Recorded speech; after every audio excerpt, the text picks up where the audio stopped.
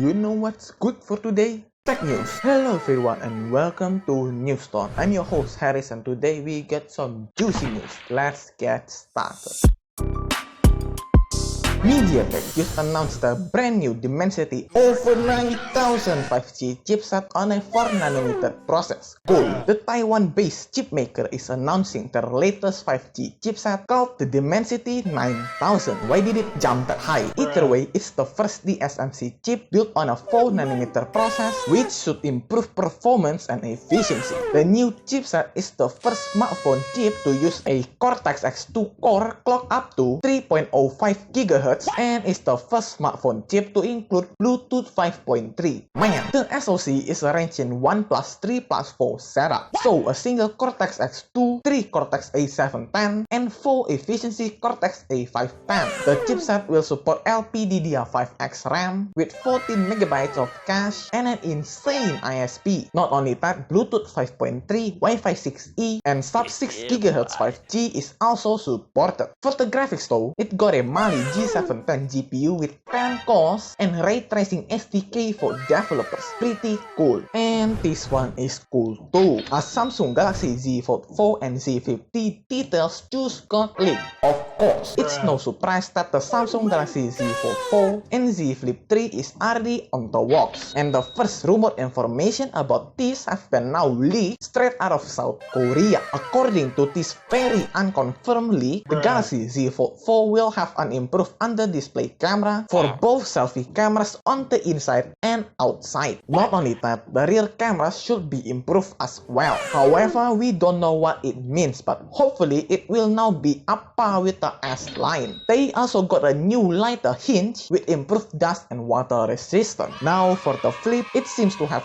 two prototypes, including an under-display camera and not. So it's still not clear, but it will also have the improved hinge with better dust and water resistance. Oh, not to mention, both will still have the same battery size and that's pretty much it. But we got more amazing news like this. Apple is reportedly wanting to launch a self-driving EV in 2025 with a custom chip. Apple has completed the core work on a new processor meant to power its upcoming autonomous EV project known as Titan. The milestone comes as Apple is reportedly now got a new target of launching it in just 4 years. 2025, very close, kinda. Apple's own silicon team designed the chip, which they say is the most advanced component that has been developed for the project, and they're ready to do some real-world testing in California. After those tests, the goal now is to create an autonomous car that does not have any steering wheel, which sounds insane but might look cool like sci-fi movies. They're also thinking that the interior will have a limo kind of design, but sadly they still don't know how to sell this car yet. But hey, it will not have a proprietary charging, so that's a good start. Imagine lightning for your car.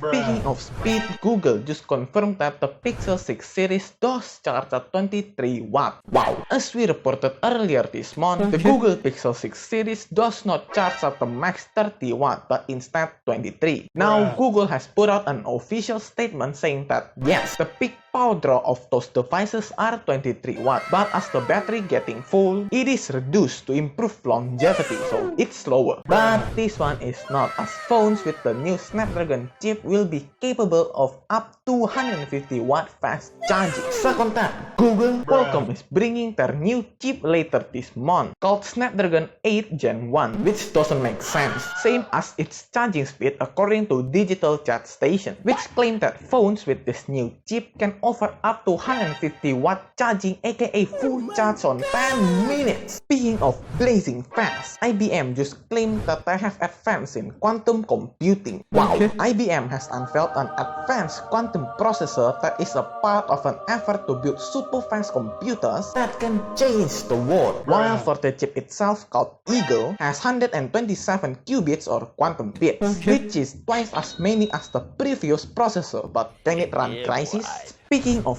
game, Battlefield 2042 is launching very soon, which when you watch this video, it's already out. As you might know, Battlefield 2042 Early Access has been live since November 12 for Gold and Ultimate members. But now you can finally play the full game for standard members or just anyone, as you can buy the game now. So let's go boys, hop on Steam or whatever. Speaking of rolling out, Spotify just rolls out their new lyrics feature to all users. Finally, Spotify is bringing the lyrics function to all users, including the free tier. Lyrics are now provided by Music Match as part of their partnership with Spotify, and the feature has been available to select markets like me who already have it for ages, but now it's global. Sadly, behind the lyrics feature is gone. Okay, those were some delicious news, but I gotta end it. So come back on Monday for more juicy tech news like this one and subscribe so you won't miss it. Alright, peace out.